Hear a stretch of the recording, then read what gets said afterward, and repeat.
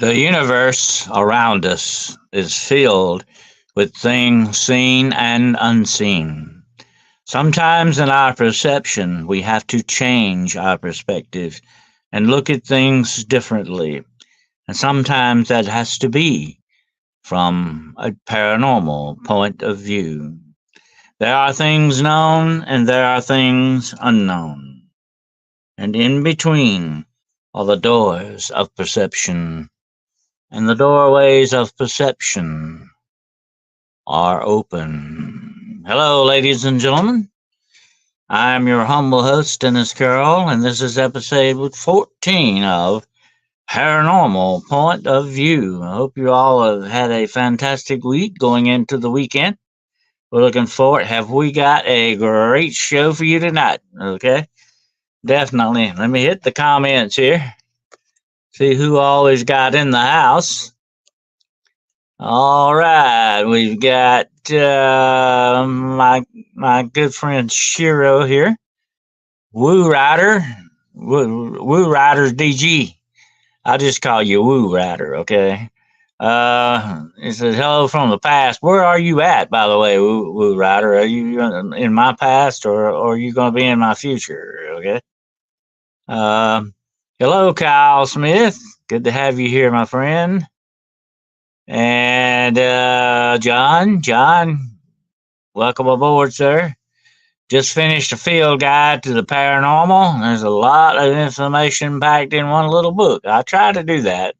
I'm kind of like the guy that, when you get home from the grocery store or the supermarket, I try to carry all the bags in at one time. You know what I mean? And that's the way I do a book. I try to put a lot into it. Okay, I want you to, make the trip. I want the trip for you to be worthwhile. Okay, put it that way. And if you get a chance, John, you definitely want to check out one of my favorite books I did, and that's The Road Unseen: A Paranormal Journey into High Strangeness. I packed a lot into that one too. Okay, a whole lot. It's like an encyclopedia a little bit, kinda. I'll see you soon, my dear friend. How you doing tonight? And we got Roger Blair. Yes, if I didn't mention you, Roger, I'll do it again. I'm an old man, so I can repeat myself. Sandra, hello, Sandra. David, my brother David. Yes, sir. The girl and her gong. Good to have you here, dear. And Millie, good to have you here. And let's see what else we got. Come checking in here. All right. Let's see what we got. Mary. Hello, Mary. My dear brother, Midwest Night Watcher. Hey, we're going to be doing a paranormal point of view podcast point at you in a little while here. So stick around. Okay, brother? We're going to point you out. And let's see. We got John Timprime. Let's pronounce that right. Hello, John. Good to have you here. And there's two Johns in the house tonight, but that's okay.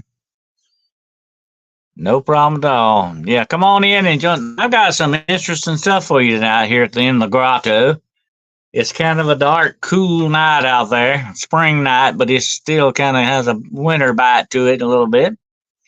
And so we're going to gather in here and have some good conversation, have a fun time here for the next hour or so. And I guarantee you it will not be boring. All right. And you can raise your hand on that. Put that hand down. Okay. Things are always in around here in the grotto. The grotto is also a library, so I'm starting something to do tonight. On Paranormal Point of View, we'll be doing this on every episode of Paranormal Point of View. I'm going to show you something from my collection here, okay, and tell you the little story behind it. I've had a lot of requests to do that, so I'm going to be showing some objects here, and I got some that's going to blow your mind. Matter of fact, I'm going to start out with two objects for you tonight, okay? I'm going to do two of them for you, and both of them have quite an interesting history to them. I've got my Indiana Jones hat on tonight. So, I'm in the mood, definitely. Or John Gates' hat, whichever way you want to look at it. I have talked with John Gates, great guy. I like him. And He's got a hat just like this. So he's got a hat just like mine. Okay, there you go. I'll say that too. How about Josh Gates? But anyway, let's see. John, well, it's like going through Batman's case memorabilia in the back. Hey, there you go.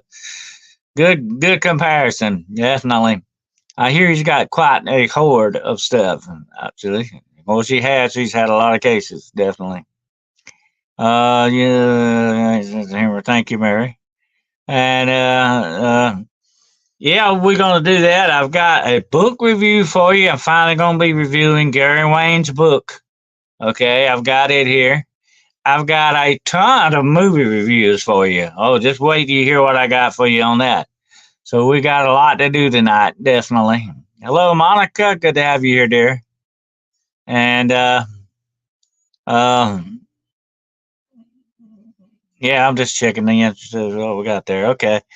Yeah, we're getting it's they're gathering in here. Okay, that's why I kind of play out a little bit here at the beginning because I give time to have people come in. I don't want to have to say I got to go back and listen to it. I missed the first part. I might have missed something interesting. So I keep it rolling till most all of them gets in here. Hello, Ann. Good to have you here, dear. And definitely got some interesting objects to show you. And this is my back scratcher. Back scratcher or whatever. It also turns pages in books, but that's another story. Speaking of books, thank you for that good review, John Portman, on this book, Beyond the Shadows, a field guide to the paranormal, that I will be teaching next week, next Wednesday night at 8 o'clock p.m., 2-hour seminar. I will be teaching out of this, and I'm going to be talking about stuff that's not even in this book, okay? So you don't want to miss this 2-hour seminar coming up. It's going to be a doozy. Honey, how to hunt the shadows, okay? And I'm going to be teaching how to do that. You can do it out in the field. You can do it in from your armchair, whichever way you want to go with it there. But I'm going to talk about both ways, okay? So you definitely don't want to miss that. It's going to be a great seminar. I love to do seminars. I was just thinking tonight, of all the different places I've done seminars and lectures, I've done them in museums, I've done them in libraries, public libraries, I've done them in school libraries, I've done them. Oh, yeah, I cannot think of all the places I've actually had to do lectures and seminars, but I love to do them. And this is a very convenient way to do it with podcasting because I'm right here when I've got all my stuff with me and I can do what I need to do. That I even got my mark and whiteboard back here. So it's a lot more convenient this way. Hey, Sweet Pea, and that way we can do a whole lot better with the lectures and stuff. And the seminars. I like the seminars because they're more of a teaching thing. Uh, I don't know if I've ever told you this, but I do have an honorary professorship in metaphysics. Okay. But I never got to teach it, so this is getting as close to it as possible here. Okay. Okay. Lika Tinkerbell. Hey, Tinkerbell. Good to have you here. Ida. And let's see. Who else we got coming in here? Oh, yeah, it's a Sweet Pea. I always mentioned you, I think. But yeah. That's the interesting thing about teaching. I love to share information. I love to share knowledge. And I think that's one of the reasons why we're here, you know. And I think this is one of the most noblest and best things you can do.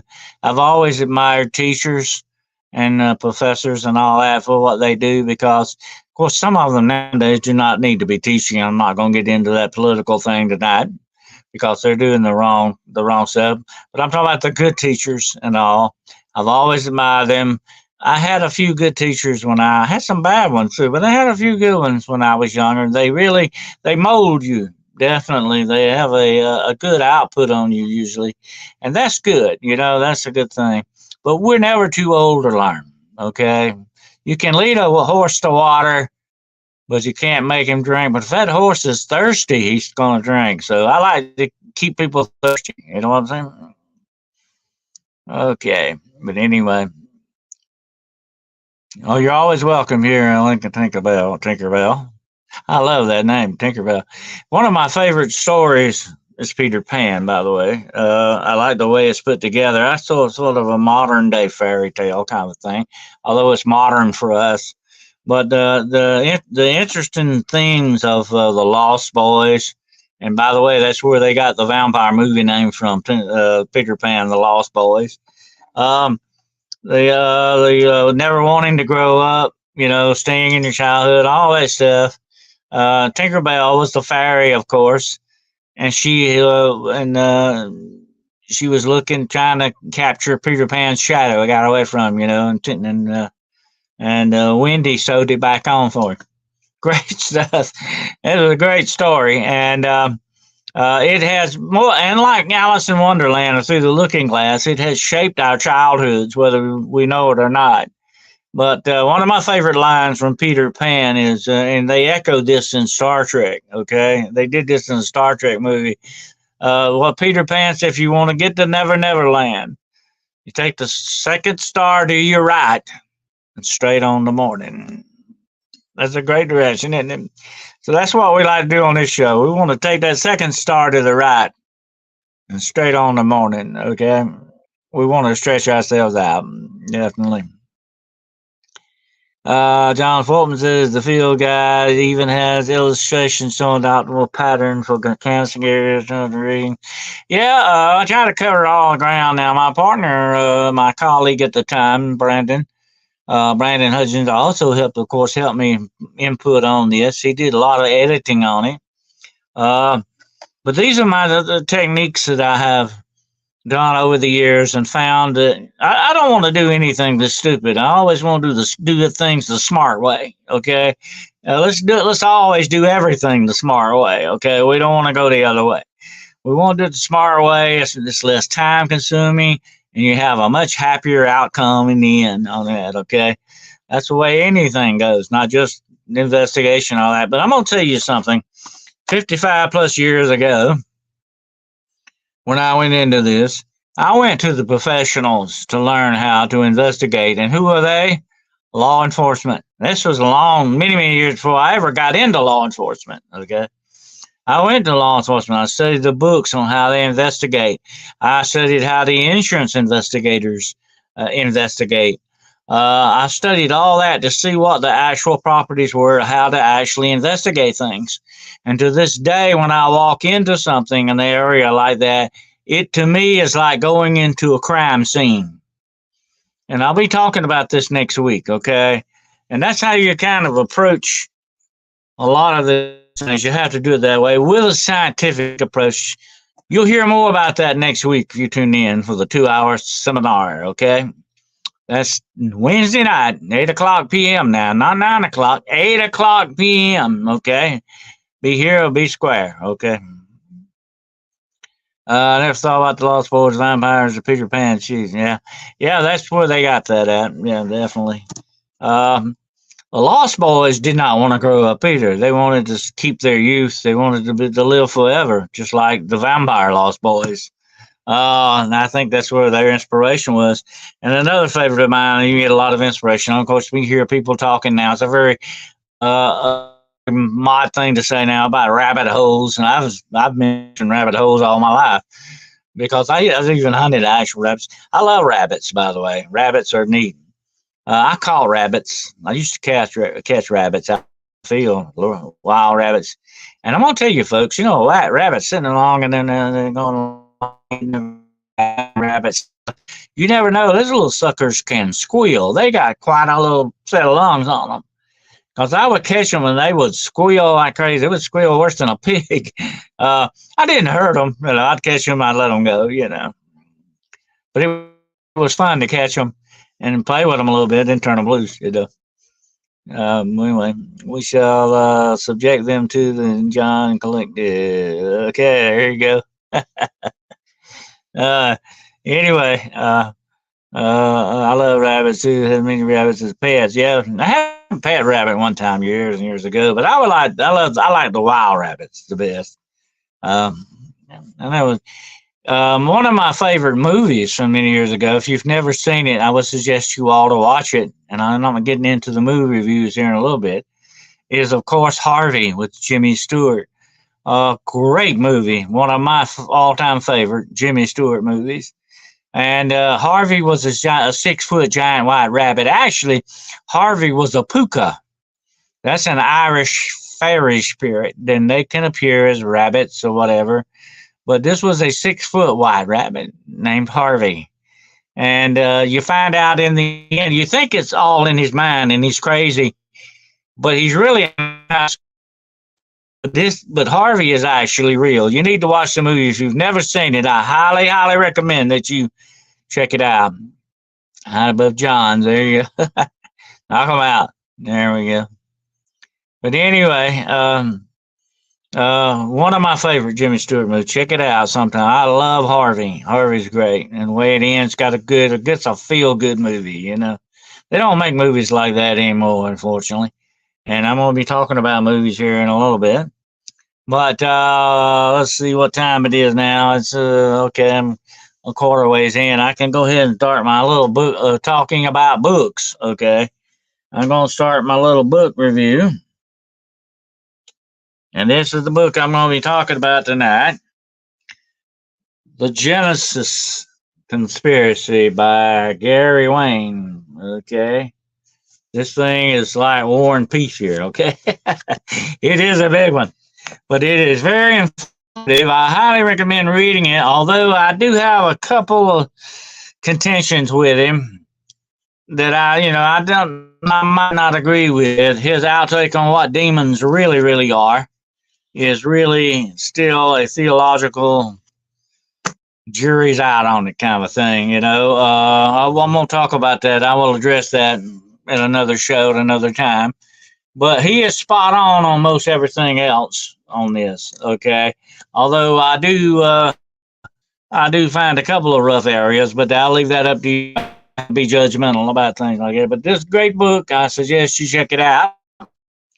There are giants among us, passing largely unnoticed, intent on carrying out a secret plan to enslave all humanity. This is the outcome of the Nephilim, okay, people? You remember I did the thing on that? And I'm going to have to, in the future, although I'm not going to plan it for a while yet, in the future, I will be definitely doing a seminar on the Nephilim, okay, if I can. I'll live if nothing happens. I'm definitely going to line that up for some time in the future, but it might be further on into the future there. Okay. Okay, going to watch Harvey. Check it out, Sweet Pea. If you've never seen it, you will love it. It's black and white, but don't let that bother you. It is a fantastic, feel-good, just uplifting, spiritual kind of a movie. It really is. I mean, it's really great. But Puka, okay. I like that. I like pukas. I love Irish, being Irish, of course, mostly Irish. I like that. You know, I love the fairies and all that stuff. Fairies, I have studied them for many, many, many, many years. And fairies are absolutely fascinating. Since we're talking about Tinkerbell and all that, they're absolutely fascinating to me. And I will actually have to probably do a seminar on fairies one day too. Because the fairies, it is as interesting as all get out. Definitely. It is great. Yeah, John Fulton says he loves Harvey too. Yeah, Harvey's great. Great movie. Check it out. Definitely want to check that out. And check out this book. Definitely. If you want to get you a copy of it. It's called The Genesis 6 Conspiracy. I might have left the 6 out on that. Genesis 6 Conspiracy by Gary Wayne. That's Gary Wayne. I'll get my hands out of the way here. Check it out. I give it a thumbs up, but like I say, I still theological wise. How about demons? See, he's saying that demons are actually the product of the disembodied spirits of the giants and the Nephilim and all that. I kind of disagree with that. I think demons are actually fallen angels, and he says there's another part where he says there were only 200 fallen angels. I don't know. I don't go along with that too much either, because this is a vast universe that is all around us. and maybe more than one universe. And I cannot believe without a doubt that only 200 and some odd angels are out there doing all the work of that. No, I don't believe that. That was their job and still is to manage. You remember what I told you about on our last lecture about angels? They manage the universe. It's going to take more than 200, even for angels, okay? Because we're talking about vast distances of time and space and stuff. Although I think they can I will agree with him on this. I think they can uh, uh, transport themselves through time and space a whole lot quicker than we can through portals and stuff like that. But anyway, I'm not going to get too deep into that tonight. But you check the book out and judge it for yourself. Okay. But I have actually met demons face to face. I know what they are. They're very sneaky son of a guns. I don't see them being disembodied spirits of the Nephilim in that respect. Here's one thing about it. I will say this before I shut up on that. The Nephilim were half human. Okay, you got to remember that they weren't completely demonic. They were half human, and and these demons were never human at all, and even half human to begin with. Okay, I know that without a doubt. So anyway, I'm not going to get too deep into that tonight, but anyway. Well, Stewart and Lorna Doone, that was good. No, he wasn't, but that would have been a good vehicle for him, definitely. But it was, what's the dancer? I can't think of his name. Very famous dancer was in that. Gene, what's his name? I can't think of his name. Gene's name was Gene. Somebody help me out here. Dancer, Gene. Well, I can't think of his name. Anyway, it was him. He was in Lorna Doone, I think, wasn't it? Or something like that.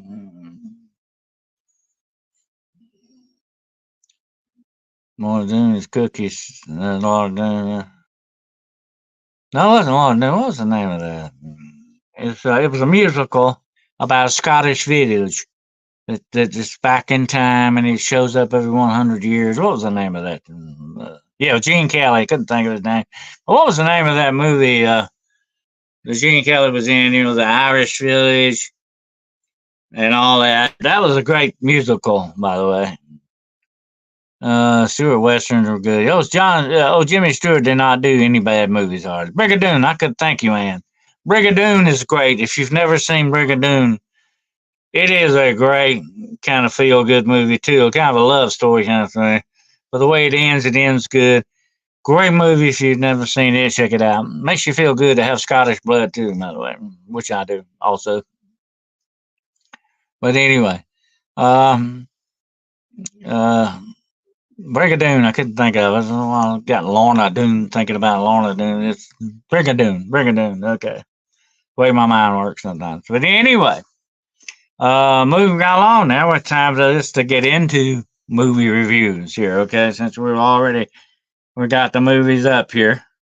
Now let me get my list out. I've been very busy with the movies here, okay? And I've got quite a list of movies. Now, you might remember on Wednesday's show, I said that I had one very special movie I was going to talk about. I'm going to save it for last, okay? Yes, that's me. I always save the best for last. Gene Kelly was in Xanadu, too. I don't remember him being in Xanadu, but maybe he was. I didn't watch that, I don't think. I never saw Xanadu. I'm familiar with Xanadu, but I never watched it. I don't think that much. I'm not that big on musicals, but there's a couple of them I like. But Gene Kelly was terrific in The Three Musketeers. Man, he was born to play that part. And he's not dancing that much in it, but he's very athletic. He's more like an acrobat in many ways. That man can move. I want to tell you what. Well, he was great in The Three Musketeers. If you've never seen that with him in it, you need to check that out. I like The Three Musketeers, one of my favorite stories. All for one and one for all. Yep, definitely. I would always say if I lived back in those days, I definitely would have wanted to have been a musketeer, no doubt about it.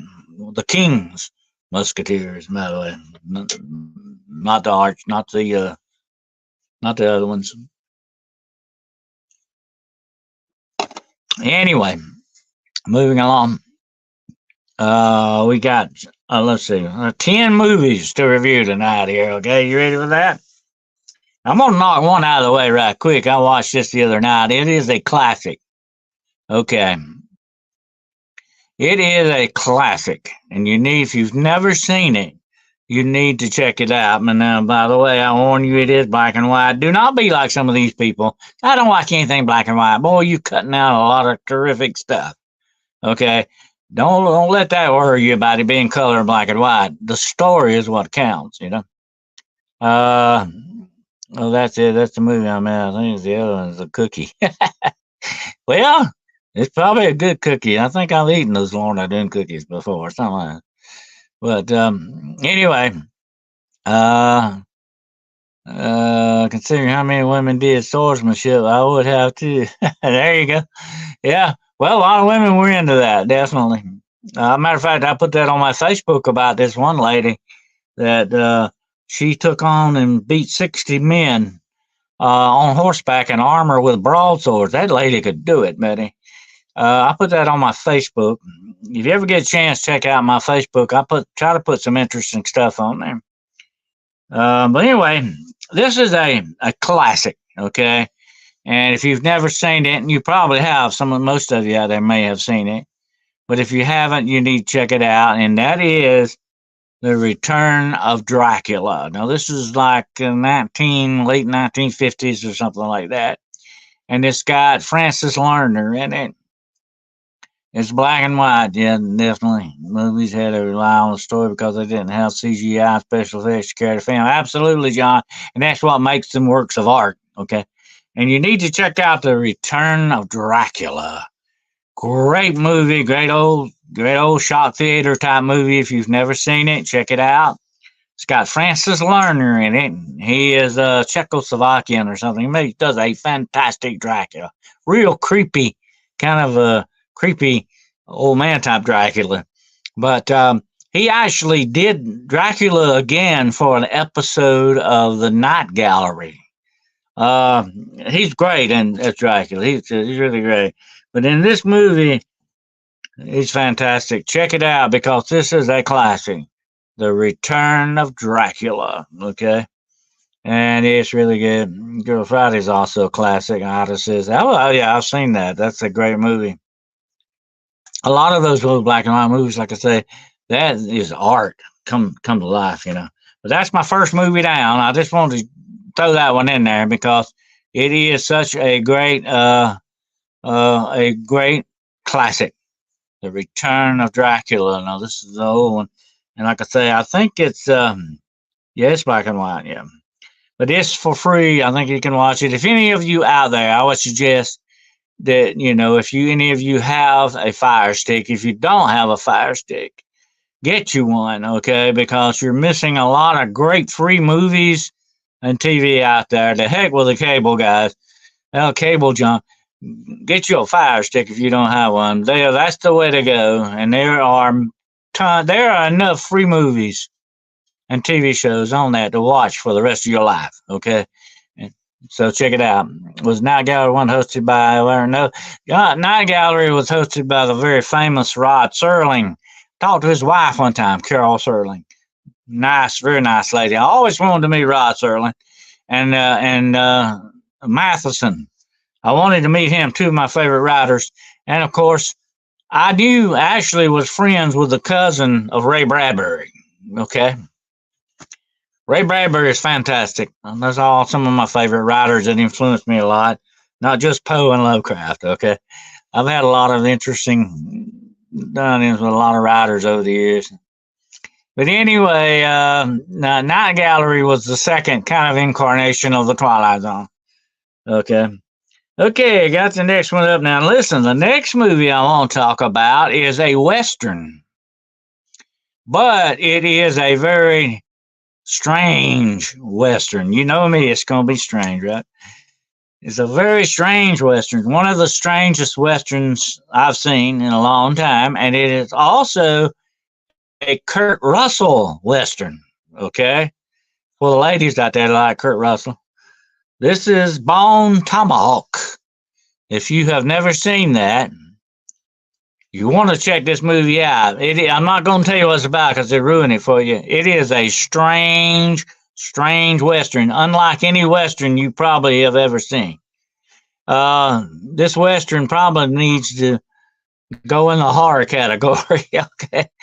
Um, well, let's see what we got here. Tubi TV is my favorite. Tubi and Pluto is okay. I like Tubi the best. Some Freevee TV is pretty good too, but there's a ton of them on the Fire Stick for free. You know, why not go that route?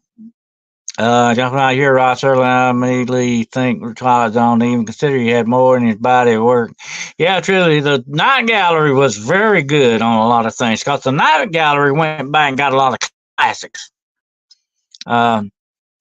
You love Western sweet pea? Well, you will like Bone Tomahawk. Okay, it's like something out of a Zane Grey novel, only it takes a weird turn.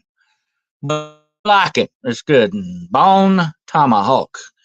Kurt Russell. Okay. All right, now I got another kind of a recommendation. I might have recommended this before, but I'm going to do it again because I like this movie because it's another kind of a feel-good movie and it's a fun movie to watch and it's an adventure, a very good adventure movie. It's got Sandra Bullock in it and it's called The Lost City. Okay, The Lost City. This is like Indiana Jones only from a female point of view here, okay? And Sandra Bullock does a great job. And I'm not a great, humongous fan of Sandra. She's okay. She did fantastic in this. And by the way, Brad Pitt shows up in this movie, and he has a hilarious part in this movie. He's not starring in the movie now. He's sort of just doing a cameo. But you got to watch this movie to the very end because he pops up again. It is hilarious. It is a comedy adventure movie that is worth your time to watch, okay? So check it out. The Lost City, okay, with Sandra Bullock, okay? John's a John Wayne fan. Well, I am too. That's one of my favorite, definitely all-time stars, John Wayne. That's right, Pilgrim. Reminds me of the Night Stalker and Kolchak, the Pesky Reporter. Oh, yeah. Yeah. Please, share. Thank you. Let me put that up there, Midwest. Thank you, brother. And The People Under the Stairs. Yeah, that was a good one. That was a good one, definitely. But check out The Lost City. You'll be glad you did. Okay. And now here's another kind of adventure movie, and it was a fun movie to watch. And it's called The Keepers. That's The Keepers, like you keep something. The Keepers. And what it is, they're sort of a family of adventurers. And they work for a secret organization. Okay, a great movie. You got to check it out. It's more of a modern movie. It's not now. I'm getting out of the old movies. I'm getting into the more modern movies right now. But The Keepers is really fun to watch. Check it out, and I think it's for free on there as well. Hello from Central Ontario, Canada. Hello, Susan. Good to have you here, dear. And who is your favorite actor or actress? Woo Rider wants to know. Oh, I have so many of them. I don't really have one absolute all-time favorite. I like Barsikoff. I like Bela Lugosi. I like John Wayne. I like Kurt Russell's great. I like him. I like the list goes on. I even like Keanu Reeves.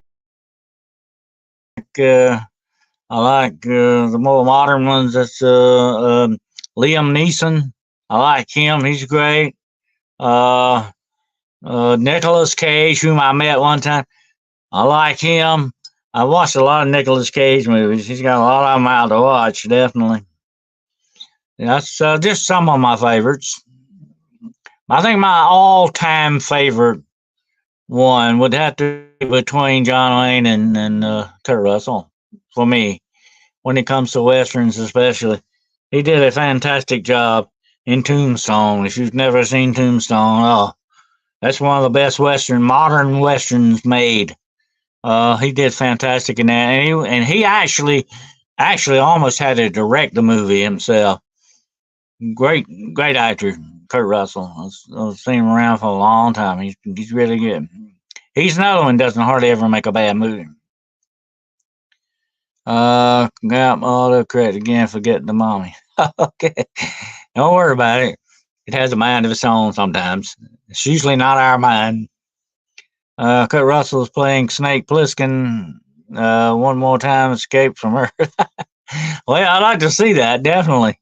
I liked that. Escape from New York was really great. I didn't like L.A. that much. It was okay, but Escape from New York was the best. I you know, you like Denzel Washington. He was good. Yeah, he's good.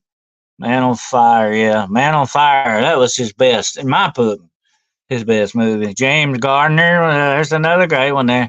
Tombstone with Val Kilmer. Oh, Val Kilmer is fantastic. If you've never seen The Ghost in the Darkness with him in it, you need to check it out. Michael Douglas Jr. and Michael Douglas and Val Kilmer, A Ghost in the Darkness, based on a real story. And I'm going to tell you something about those animals. You know, I talked about demonic animals. I had a show on that one time.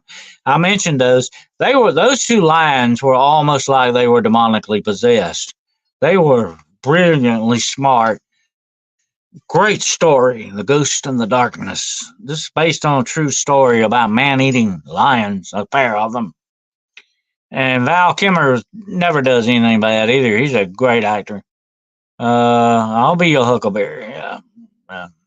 That's just my game. Yeah. Okay, next up I'm going back a little bit now. This is back in like the 80s, 70s and 80s here. Okay. This one is called, but it's a very interesting supernatural movie. The Invasion of Carol Enders. That's the name of it. The Invasion of Carol Enders. And it's about this lady who was possessed by a human spirit. Now, not a demon spirit, but the dead spirit of a woman possesses her. That's all I'm going to tell you because you don't want to mess it up for you. Great little movie. I think it might have been directed by Dan Curtis, if I'm not mistaken. Got his kind of stamp on it. Dan Curtis, he's a great director of Dark Shadows and all that. Well, he did some great movies. Anyway, check it out. The Invasion of Carol Enders. Great little made-for-TV movie. You can find that on Firestick as well. Thespian Channel Spirits. Oh, don't tell me that because I've done a little acting myself. Like I said, I've been in a movie myself. But anyway, I like acting to a certain extent. I'm not going to sell my soul for it like some of them have, but there you go. Okay, going back a little bit more now. I got in a kick on some werewolf movies. And one of my favorites is Cursed with Christina Ricci, okay? Cursed is really good. I've seen it before. I went back and watched it again. I hadn't seen it in a while. I watched it again. Great movie. Great werewolf movie, okay? If you're into werewolves, great werewolf movie. But she'll always be Wednesday Addams to me, okay? Black and White Frankenstein was 5 years old in that scene where he looks in the mirror, lightning strikes, the monster screams and ran out of the door into my mom in a rocking chair. I'll tell you what, let me tell you something about my mother. Was a young girl, actually saw that when it was first released at the theater, Frankenstein. And she said people were actually passing out. That's how it scared them. They had nurses in the lobby because people were passing out. And some of that, I think, was publicity. But back in those days, horror was a whole different thing for people than it is now. We're very immunized against it now, but they weren't in that respect. And to actually see nightmares brought to life like Frankenstein is sort of a nightmarish. If you watch it, it has a nightmarish quality to it. It was written on a nightmare. Mary Wollstonecraft Shelley had a nightmare and wrote it from that. Great. Frankenstein's one of my favorite stories. Attack of the Mushroom People. Yeah, I remember that one. That was another good one there. Okay, moving along. I've got a very strange one for you here now. Now I'm gonna warn you.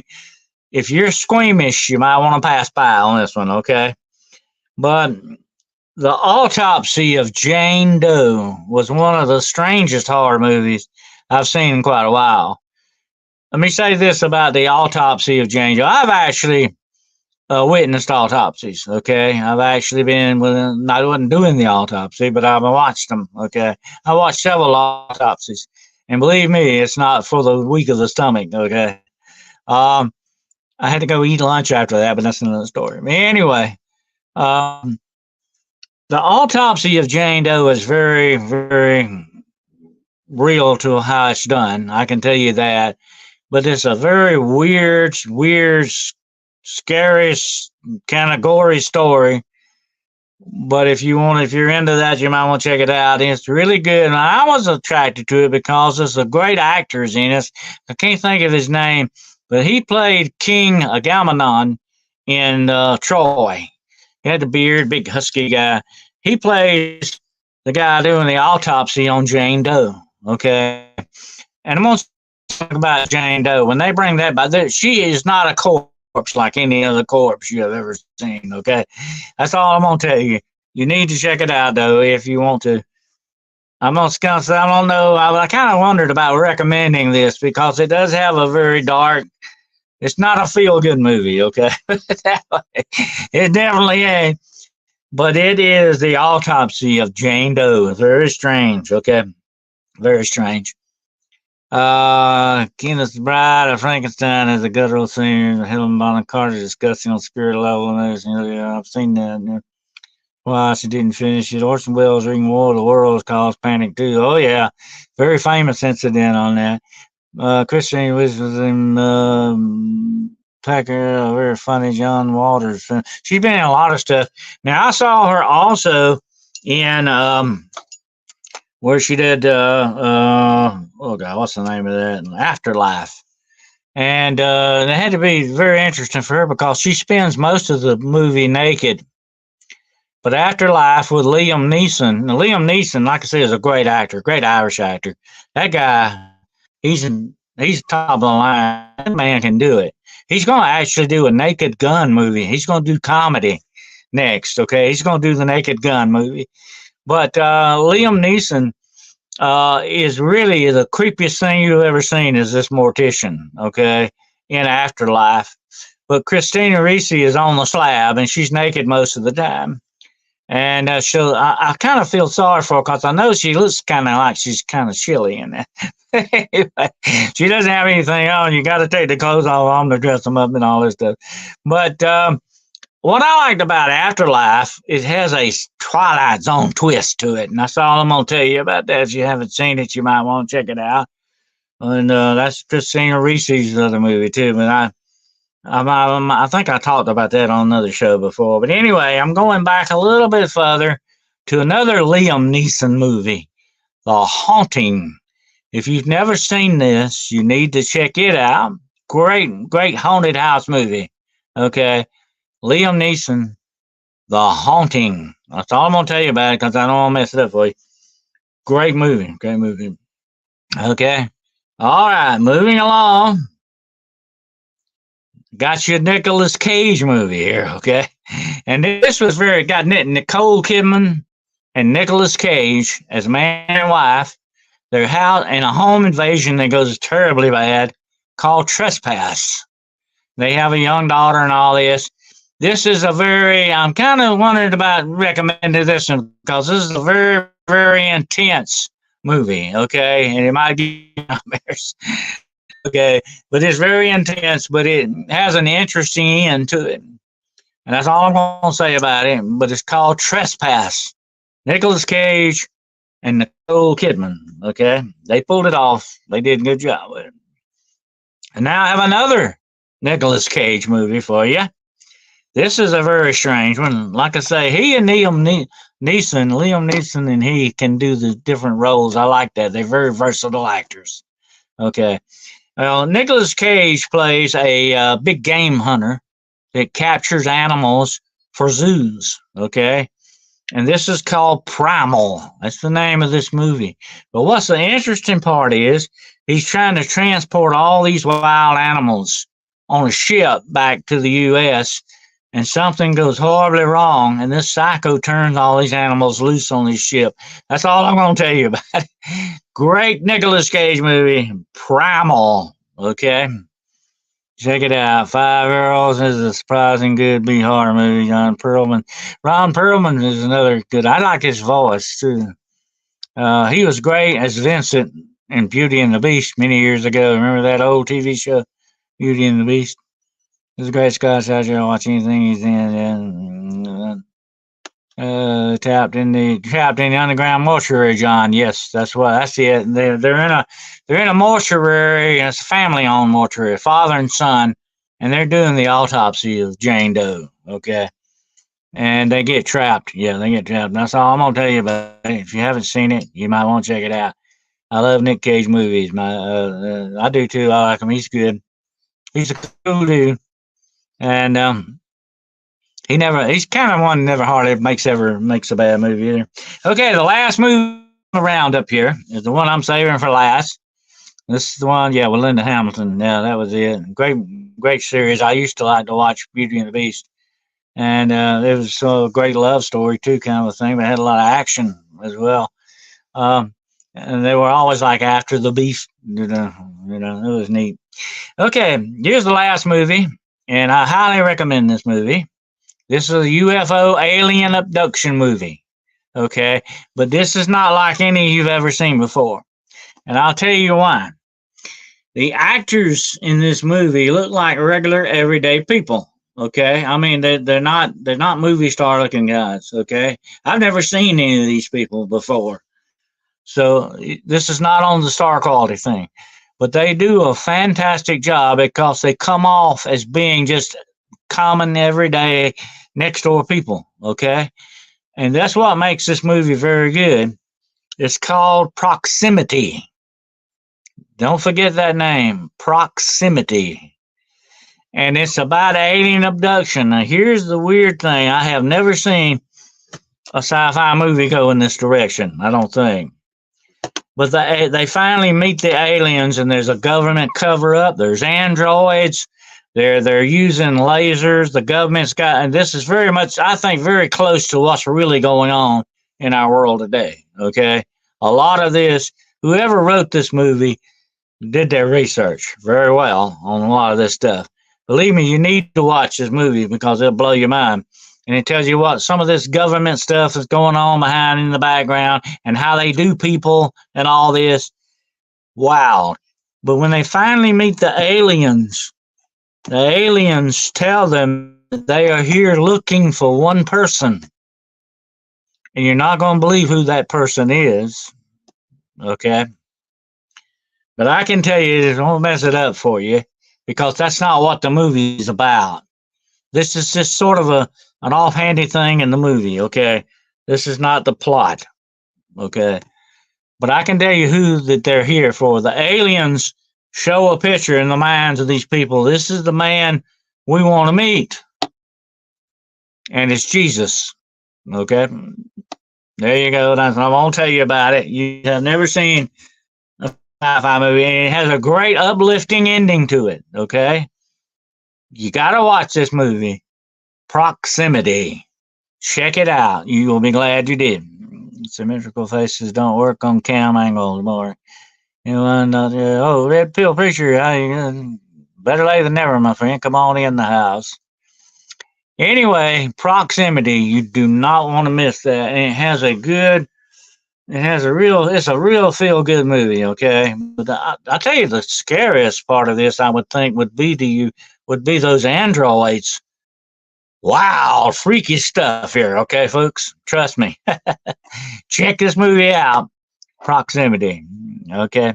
I was going to guess the aliens were looking for the second coming. They actually, when they show these guys, we want to meet this guy because he is this is what the aliens say. We want to meet this man because he is the equation, the common denominator of all humanity. It's Jesus. So there you go. But anyway, check it out. Great movie. Proximity. To be approximately close to something is to be in the proximity of it, right? But anyway, that's my movie reviews for this week. All right. So check them out. Proximity, Primal, Trespass, A Haunting, Cursed, The Autopsy of Jane Doe, The Invasion of Carol Enders, The Keepers, The Lost City, The Devil Below. Oh, I forgot to mention The Devil Below. Okay, I'm sorry, I left that out. The Devil Below is sort of a monster movie. You want to check this out too. These things are like pale crawlers, and they've got heads like jackworms. You remember jackworms used to fish with? You know what I'm talking about? Jackworms. They got like heads and mouths like these. They live underground in a coal mine. This is a great movie, great monster movie, and it's called The Devil Below. Check it out, okay? It's got the guy from Mothman Prophecies in it. Great movie. And then you've got Bone Tomahawk and The Return of Dracula, okay? I got a lineup. Check any of those out. You won't miss any, okay? Hit the thumbs up and ring that notification bell. Thank you, sir. Watch Proximity. Yep, check it out. I loved it. It was good. I was surprised, but I didn't think it was going to be that good, because I didn't know that none of the actors were well known. Great movie. And it deals with the alien abduction, UFO sightings. I mean, it's just like something that would really, really happen. And what's so good, interesting about it, like the government's covering up and what they're doing and the nefarious thing that some of these governments doing. It's great. Check it out. Okay. Now, I've started a thing, and next week I will probably do the paranormal point of view eyewitness thing, where I'll be telling you about one of my cases. Okay. Gonna do that next time we get together, okay? Because I got a full itinerary tonight, okay? But we'll be doing that next time. But now I'm gonna show you some items. Now I've had a lot of requests to show some of the items. Let me put some light on this. There we go. To show some of the items in the old library here, or whatever name you want to call it, the grotto. I call it a grotto because that's like what it feels like, a cave, man cave, a grotto. That's better than saying man cave, okay? But anyway, I got a couple of items I'm going to show you, and they have some interesting history to them. Let me ask you, do you know what this is? This is called an athane, okay? You do know what an athane is? Anybody out there know what that is? Yeah, well, we're going to do paranormal eyewitness, John, definitely next week. I'm going to line you up a good one next week. An athane is a ceremonial dagger, okay? It's used in witchcraft. Usually you see them point, different directions. I won't get into that. But anyway, that's what an athane is. Mine is a letter opener, okay? I don't do witchcraft, but it is a letter opener. But it can be used for anything like that, I guess, if you want to open your potato chips with it or whatever. It's a ritual dagger, yeah. Used in Wicca, yeah. Well, I have you remember I told you about it happened to me it's been years and years ago. Let me lay the ground story on this one. Years and years and years ago, back when I worked in the hospital, I worked there for a long, long time. I used to go out in the smoking area. Yes, I used to smoke. I smoked cigars and stuff. And I'd go out in the smoking area. And one day I met this guy out there. He worked in the laundry. Okay. And when I first started working in the hospital, many, many, many years ago, I started in the laundry. And believe me, that is a bad place to start. We had body parts show up in the linen and everything else. But and the temperature in the laundry was like 120 degrees every day. Believe me, we would come out soaked. We had to take salt pills when I worked there. I worked in there for about 2 years. Finally, I went and got in another department, got out of that. But this guy worked in the laundry. This was after I worked there. Okay, many years after I worked there. I just happened to meet him. I'll try to be friendly with everybody. And this guy, well, I just happened to do something. This guy had on a big ring. And he was a smarmy looking kind of guy, but he had on this big ring, and it was a goat's head ring, Well, I knew what it was when I saw it, but I said, that's an interesting ring you got on there or something. I never had, I didn't know the guy well, but I'm just telling you this story because he was the connection that got me in to a black mass, a satanic black mass, because he was into that stuff. Okay, that's why he was wearing that ring. And this guy was wild. I didn't hang out with him. Okay, I mean, he just said, "Hey, I'll sneak you in if you want to see something like that." I said, "Heck, I'll try it." Of course, realizing I was taking my own life in my own hands because they'd found out I wasn't supposed to be there. I wouldn't be here now. Okay, put it that way. But anyway, make a long story short, about a year after that happened, after I snuck in and saw the ceremony and all that, I met the guy again. I happened to see him again. Like I said, I didn't hang out with him. And he like disappeared after this. Okay. I never saw him again to this day. I don't know whatever happened to him. But here's what he said to me. I got something for you. I said, what do you got? When he saw me, then he said, they were getting rid of it out of the coven, and I got it for you. And he said, I figured it would be something you'd like to have. I thought, well, what in the world could it be? So he gave me the thing, and this is it. This is what it looks like. It's made out of deer antler, and it has all this ceremonial junk on it. It's even got like red pointed tips on it. This is a serious piece of, it's very rusty now. Serious piece of stuff. And they probably, and I saw them when they were using this. I didn't pay a whole lot of attention to it, but I saw it. They would use the slit the throat of a goat, and they would do that with chickens too, using this thing, which I have now. He gave it to me. I thought, what in the world? I said, are you sure you want me to have it? He said, yeah. He said, I got it for you. He said, they were going to give it up, but they were getting another one or some sword or something. And I said, well, heck, I'll take it, So it's been in my collection. Of course, it has been salted and it has been cleansed, okay? I would not bring anything and put anything in my possession that has not been done so. But I just thought you might want to see that. That is an actual thing from that ceremony that I saw, okay? And it is a homemade. Somebody made this thing. I don't know. Somebody put a lot of work into it. It's got a rune carved on it. I don't know.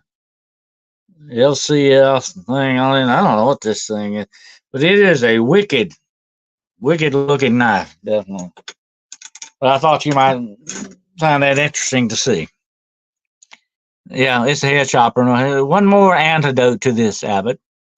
I found out later the guy that supposedly made this gift to me, the guy that supposedly made this gift to me, he disappeared. Like I said, I heard rumors that he actually cut a man's head off with a sword years later. This was after he gave me this thing. This was a long time after that. I heard that rumor. Now, whether that was true or not, I don't know. But that guy was really freaky. He was really messed up, and that's why I didn't want to hang out with him and all that. He snuck me in there, and I let him do that. But besides that, weird guy. I didn't want to hang out with him. I had a bad feeling about that guy. I don't know. I don't know whatever happened to him.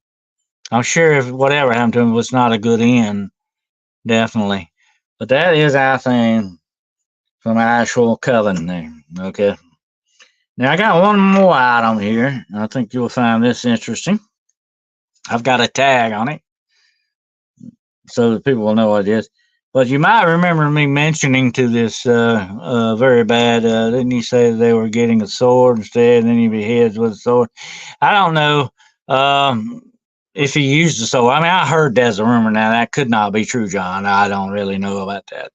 But he just said that they were getting a ceremonial sword or something. I don't know. But like I say, it was many years later that I heard that might have been the same guy. I'm not sure if it was or not. But it would be a strange coincidence, would it not? But he was not big up in the coven. He was just one of the little guys, you know what I'm saying? But he got that. He just got that because I reckon they were going to chuck it, throw it away, or whatever. I don't know. And he got it for me. He thought I'd want it. I didn't ask for it, but I got it. Anyway, But I just know raised around it with Yeshua since yeah, yeah. But they use junk like that, definitely. But that is a stag antler, I guess, a deer type antler that they made the handle out of. And somebody put a lot of work in this thing. It's got some very elaborate bead work on it. And but actually, that was what it's very sharp, very yeah, evil looking thing, definitely. I wouldn't want to put butter in my bread, but definitely not. No, okay. Now, the second next item up, you might remember me telling you about a very bad demonic case I had a few years back, and they found this fork sticking in the wall after I left. This is it, the fork bent by a demon. Look what it did to that fork. And it's almost as if the fork is melted by an intense heat. And here's the weird part. They found this sticking in the wall after I left. They called me back about it, and I took it away. I took it out of their house. And they said that they didn't even recognize where this fork comes from. It was not any of their cutlery or anything. It wasn't any, and it just appeared out of nowhere. And but it's interesting the way that the it's kind of hard to see on the camera. Interesting the way the thing is melted and bent, completely out of shape. And that's weird. I got a tag on it telling what it is. But that's one of the objects here in the old grotto. Let's see. Fork is messed up. Absolutely. I'm glad it was in a wall and not somebody. That would have been the next step, definitely, for it. No doubt about it. That's the way the demonic works. When they get real physical, they get real physical, if you know what I mean. It'd be that fork is messed up.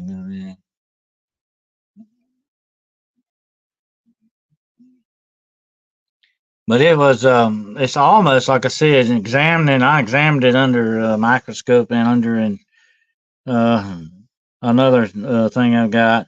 It looks almost as if the metal is melted from intense heat. Uh, I've never seen a fork done like that, but there you go. Was it a message? I think it was sort of like, well, I had to go by. These people, let me tell you, make a long story short, these people had a faith problem, okay? They wanted something done, but they didn't really have faith in that.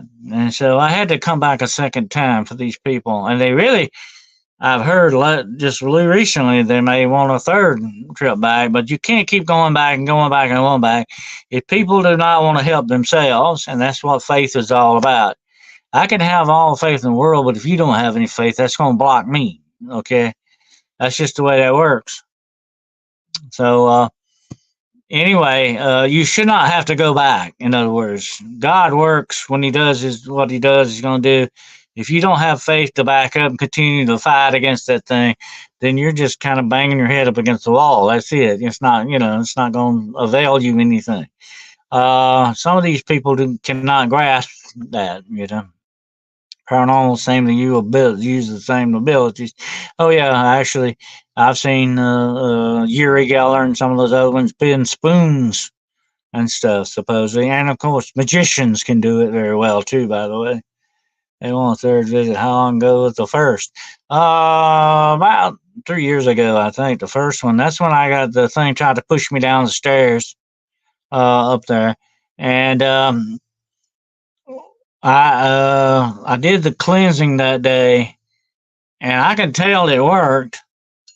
But they're doing something, leaving the door open for this thing to come back. There's something kind of going on because I come back a second time. It's when they gave me the fork. Said you got to come back and found this fork sticking there. I said, well, this thing is just trying to get back in. With your faith, you got to keep it out. Okay, I'm not going to get a long story on it, but I don't think they're doing what they need to do. Okay, to keep this thing from coming back. And the stairs gates filed. Yeah. Well, this is well, that was stairs. That was the second time I got. That was in the first time I got pushed down the stairs. I almost got killed. Was in that liquor store complex that I was in. There was a long set of stairs in the attic. I think like they killed me on that one. And this one's in a house, probably as the crow flies, 2 miles from that same location. Makes you wonder, not the same guy doing the stuff, right? Bendable aluminum spoons, yeah, the aluminum, because you take and put mercury on your fingertips and rub it on the spoon, you will bend it very easily. It's because of mercury and aluminum, when they get together, that's what happens. It's a metallurgical type thing. It's not a magic trick. It's just science. But this took some kind of weird supernatural force to do that. Without a doubt, that right there should be the way the fork is standing straight up. And look what it's done to it. It even bending on this side right here. And it's almost like it's burnt. Weird. But I've seen them do a lot of stuff like that. That's par for the course. It's theatrics. They're trying to spook you, that's all. They spooked the family pretty bad. It's got them upset, and that's what I tried to tell them. This is just trying to scare you, trying to get back in. Do not let it do that. You got to have faith to fight this thing off coming back. They had little kids in the house, But I hope I don't have to ever go back. I hope they understood what I was trying to tell them, but I don't know. Well, I remember the stairs. Let's see. Is this connected to the knife death curse? No. That's a different thing altogether.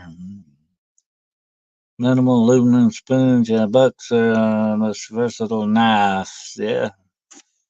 The fork looks like a toddler temperature. Yeah, it might have been that way. I'd hate to run into the toddler could do that. Because this is, by the way, steel. This is not aluminum. This is a steel fork. I cannot bend it. If I tried to bend it back out, it would be hard pressed to do it. That's a stainless steel fork. By the way, it says stainless steel on it. Matter of fact, right there. It would be hard to bend it that way. On the dead files, there was a teenager that liked the attention, kept inviting it back. Yeah, I don't know. Some people, they want help, and then they don't want help.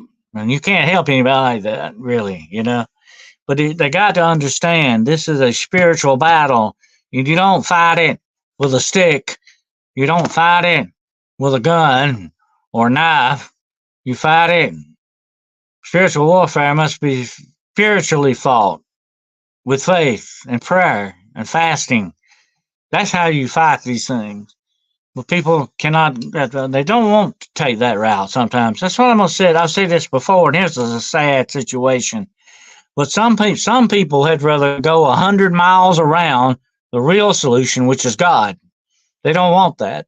They want you to come up with some kind of secret and magical ceremony and an ointment to rub on them and solve the problem for them. That don't work that way. This is a spiritual battle, and it has to be fought spiritually. Brainwave power and faith, yeah. Well, it's faith. That's what it takes. Faith in God, not what you do, not what Dennis does, not what anybody else does. Faith in God is what moves mountains. And it can certainly move demons out of the way. I've seen it do that many times. When I do the cleansing, and I need to record one of those one day to show you how it's done. But when I do the cleansing, I say, I cast you forth back into the darkness in the name of Jesus Christ. I'm not doing it under my power, okay? It's doing it, I'm standing in the way for God to do it. He's using me as a tool. That's what's going on with that situation. People cannot realize that this is a spiritual fight. That's the way it rolls. I mentioned the witch up there. They're on the Ouija board a lot. It's up there. They're on the Ouija board a lot. Oh, yeah. I don't like anybody. I would not want anybody close proximity to me using one, okay?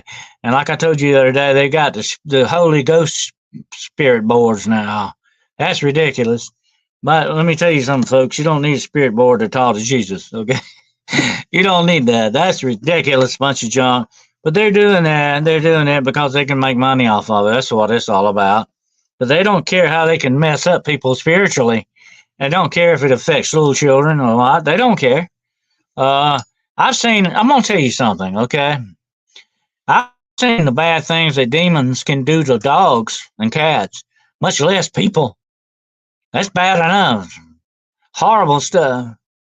You don't want to play with this junk, But they don't understand that. They don't believe it. They have their faith, their belief is in the wrong direction. We have more power than them, but we are unaware to be controlled. They are jealous. Yeah, they moved into the building last summer. Oh yeah, don't stay away from Ouija boards. They are no. Yep. I don't need breastplates anymore either. Yeah. Uh, the armor of God is what you need. The armor of God protects you from all spiritual warfare things. The armor of light. I was telling somebody this the other day. Somebody says, how can you explain Satan appearing as an angel of light? Well, let me tell you something very important. You got to get in your mind. There is spiritual light and there is physical light. Just as there is physical darkness and spiritual darkness. I heard a woman complain the other day, why do we say everything bad is black and dark and all that stuff? There's some good things in night. Night's wonderful. You can go to sleep in it. She's got it all screwed up in her mind. When we talk about evil and darkness, we're talking about a spiritual darkness, folks. Okay, not a physical darkness. It's not out there right now. That's a physical darkness. Okay, God created that. He did. He said there will be a day and a night, and in the night you can rest, go to sleep, get your 8 hours of sleep, and wake up better and refreshed in the morning. Your human body has to have that. Okay, even nature settles down at night. Okay, everything settles down because that's physical darkness. God created that. Spiritual darkness, God did not create that. Okay, that's a byproduct of the absence of God. Okay, but Satan and his cohorts can appear as light beings, but it's a physical light, not a spiritual light. God said, let there be light, and there was light, and God saw that it was good. He's not talking about just a physical light, but spiritual light in this universe as well. Please remember that. It's very important. Host, Mother, Protector, and Helpers, Holy Ghost. Yeah. Well, the Holy Ghost is a guide, protector, teacher, does a lot of stuff. The Holy Ghost is what you need in you. It gives you that connection between Jesus and God that you need, okay? The Holy Ghost is what you ask for. The Holy Ghost, the infilling of the Holy Spirit is a good and wonderful thing to have. It will help you grow as a Christian. YouTube, one just arrived. Do you think the old boards were implanted way back was very bad juju? So many issues with those stinking boards. Sorry, I want to. Well, let me say this, YouTube. Down through history and time, there have been many divination type things. If it's bones or feathers, dice, whatever the situation is, not just Ouija boards are more of a modern thing, but some types of Ouija boards have existed for a long time. But there's you can make a divination out of anything. You can look at the gizzards on chickens. You can look at tea leaves. It's supposed to tell the future and all that. This is divination, and God warns against that.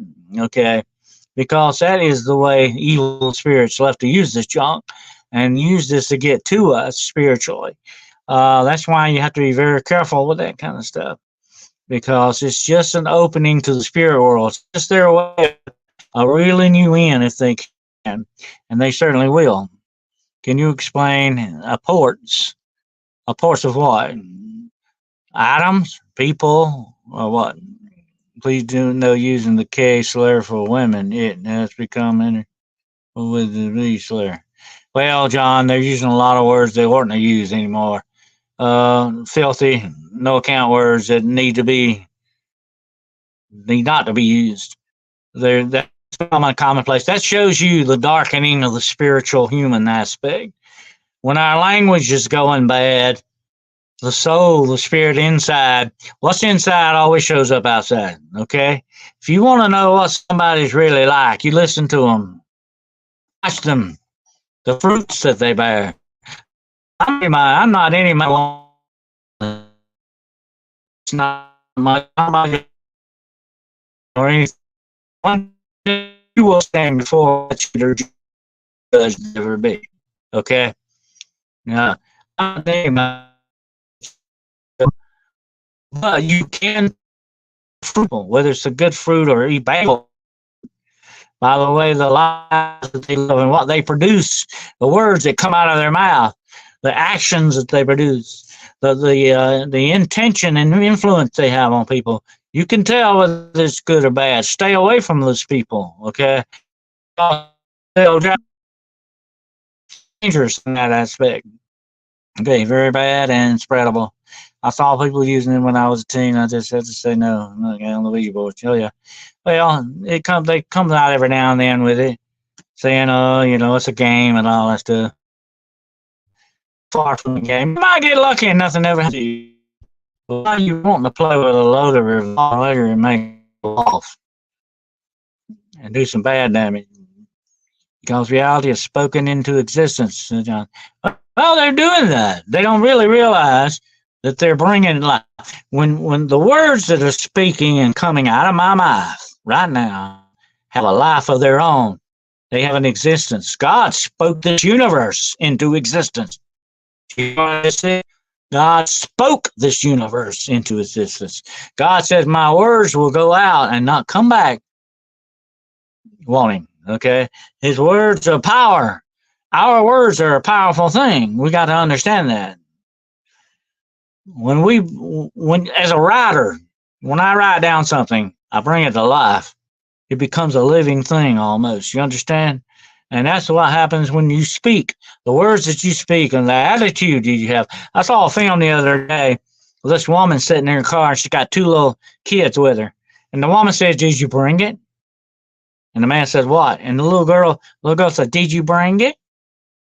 And he said, "Why?" And the little boy, "Did you bring it?"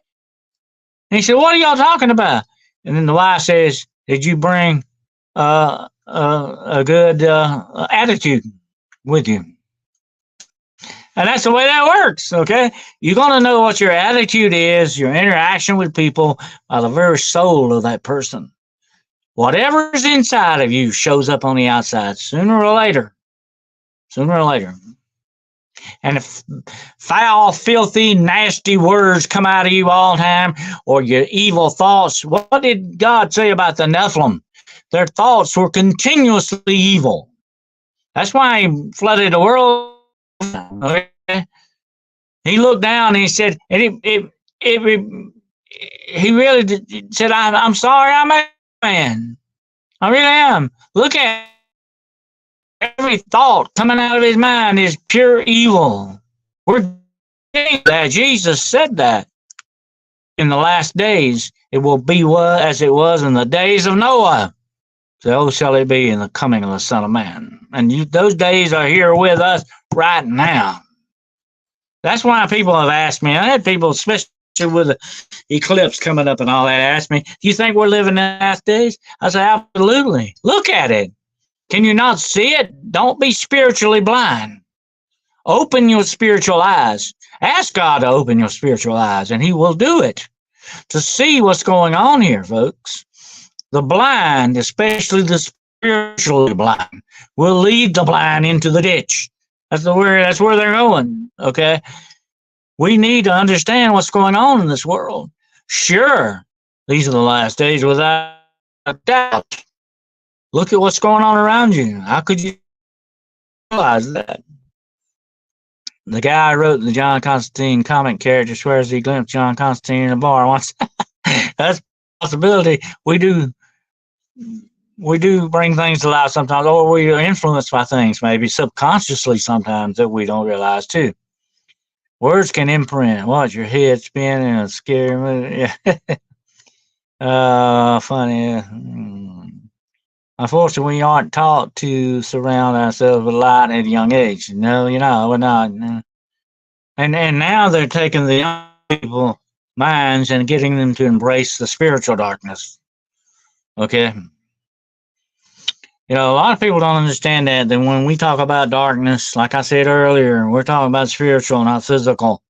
If I turn the light off now tonight, it gets dark. That's physical darkness. Well, spiritual darkness is what you don't want to deal with. That's a terrible thing. You want the light, the real spiritual light. I had an owl visit me for hours last night. So unusual. Oh, yeah? There's an old superstition. Owls are supposed to be portents of death, especially the American natives believe that. The Native Americans believe it, that the owl is a portent of death. It always reminds me of that song about wildfire, the horse wildfire. There's been a hoot owl howling outside my window now for 6 nights in a row. If you hear the 7 nights, you're supposed to be the one that's going to die. But anyway, it's sort of like a banshee, only in animal form. But owls are also thought to be spiritual messengers. I have run ins with owls a lot. I like owls. That's another animal I like. Hawks and owls, I like them. They are not only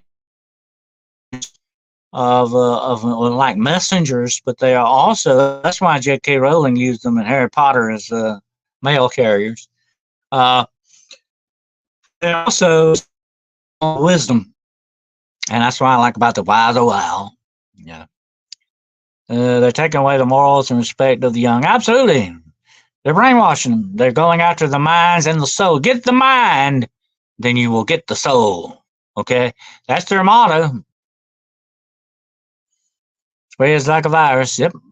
Who's who? This one has been here tonight. Who's who? Okay, good. Maybe. I hope he doesn't stay there a few more nights in 7 days. Nah, that's just a superstition. Don't let it spook you. It doesn't matter. That owl doesn't know about hooting for 7 nights in a row is going to kill somebody. Nah, that's just a lot of superstition. That's the funny thing about superstition. We talked about that, the other night about the death curse thing, the knife, that's the psychological thing, Superstition has a psychological thing to it too. Just because you walk under a ladder or a black cat crosses your path, in England it's a white cat, by the way. It's not means you're gonna have bad luck. It just means the cat walking by you.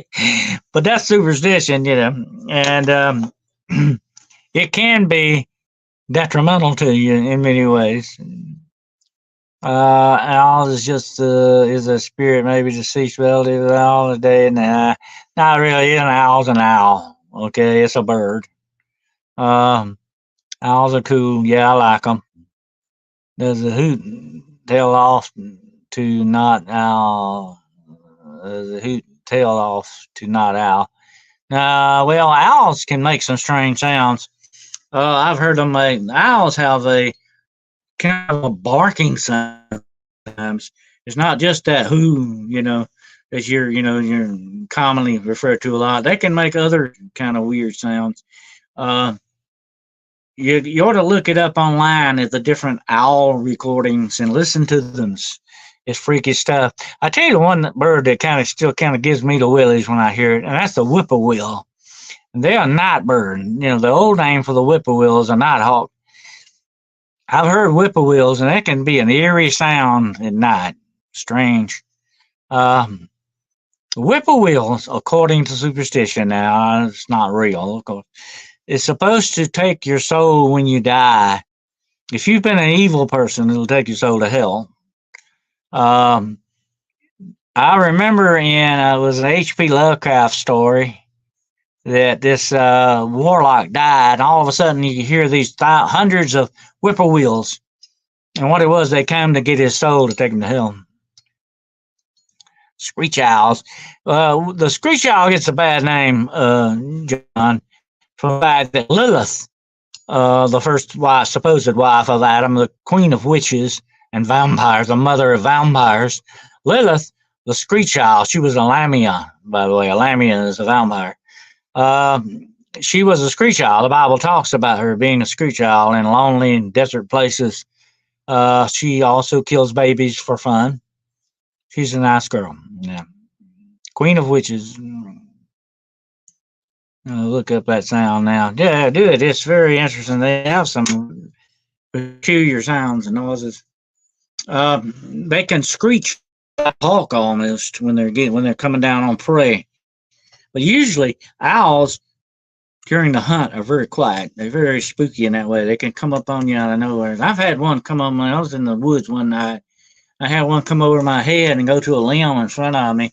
You talking about spooky? That was wild. And it was just silent as everything. You couldn't even hear the feathers on him hardly. Amazing.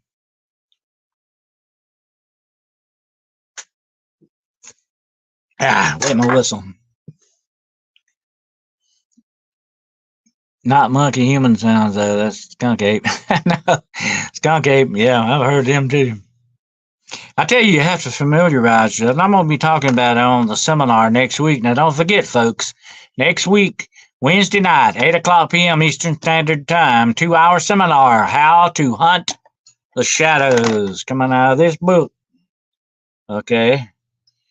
We're going to be talking about how to hunt the shadows. We're going to be talking a lot about cryptid stuff, and it's not going to be just ghost research and all that. This is cryptid stuff and all the different ways you investigate and do things. Okay. John knows about that. He's got the book.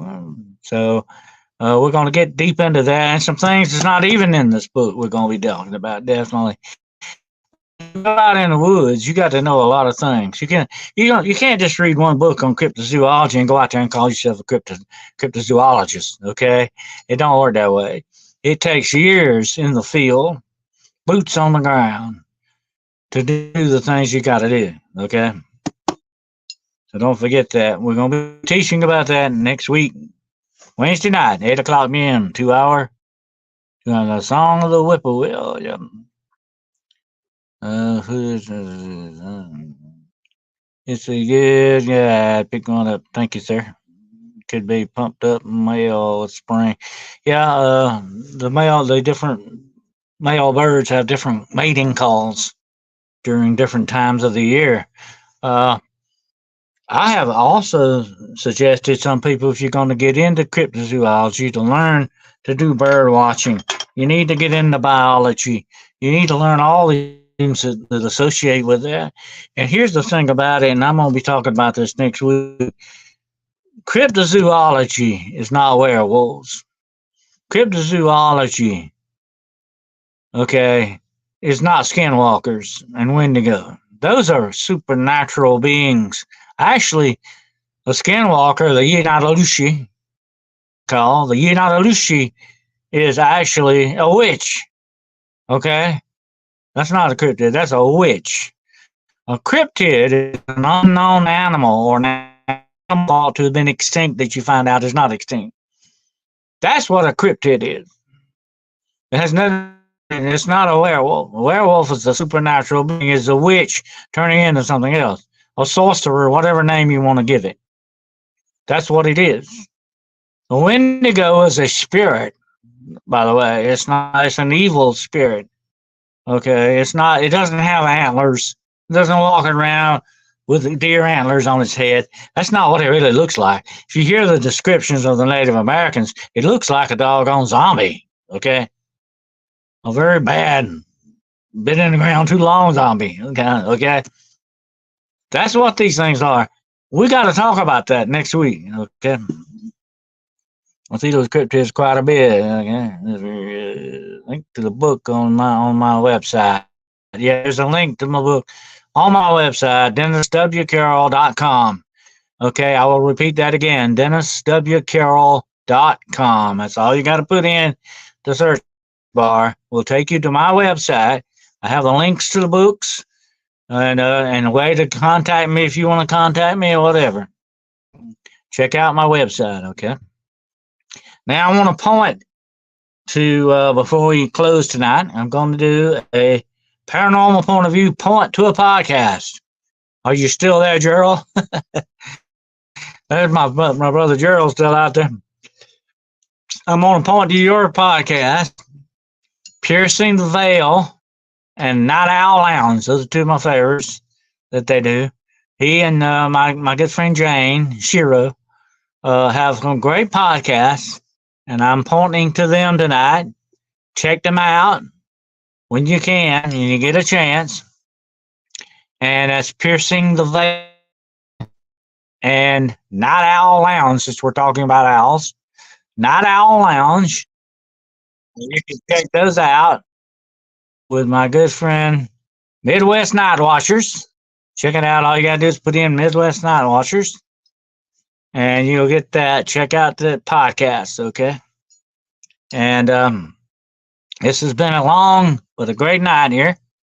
We're an hour and a half in it, and I appreciate you all showing up tonight. And there's Midwest.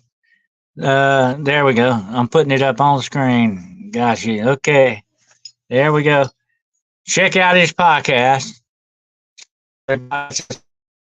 Yes, on there. I've been in the past. Okay. But anyway, might be on there again one day. You never know. I might show up on there. And check them out. Check out Shiro Sounds. Yeah. And there's Midwest Night Watchers. That's what their symbol is an owl, by the way. Check that out. Check them out and give them some love. Share with them. Share them out. Subscribe. Let them know you're backing them up, okay? Watching Bonnie's right now. Oh, yeah, they have a live cam at their little farm they got there. They have a live cam showing a lot of wildlife around there. I love to watch it, check it out. It's on there. And that's all on Midwest there. And Midwest, by the way, are you going to be able to see a total eclipse Monday or what? Or is it going to be in your area or what? He's in, I think, Illinois there. Let me want some music on the live stream. Yeah, oh yeah, they got some music too. Huh? All right. Yeah, you got to pump in a little music. They got a wildlife special thing going on here. Okay. Okay. Let's see.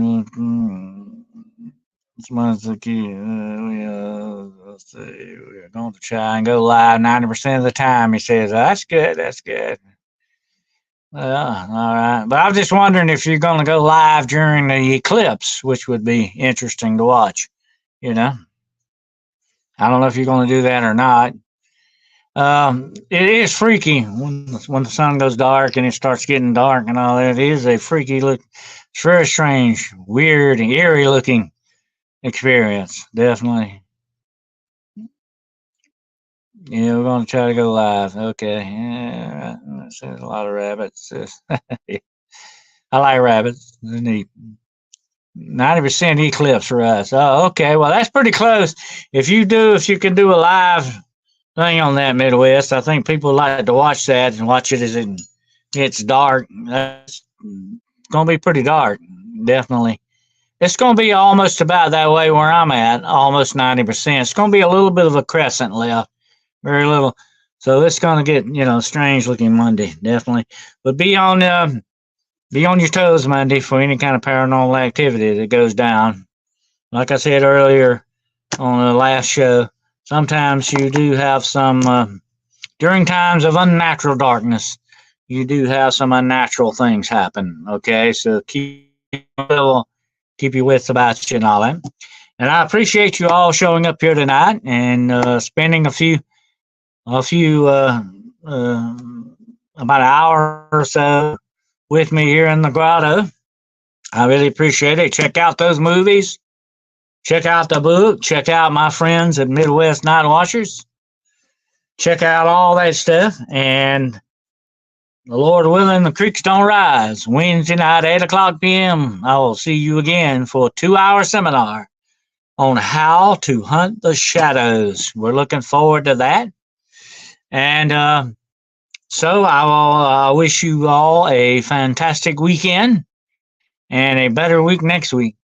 And watch out. In interesting time, and don't look at that eclipse without some protection.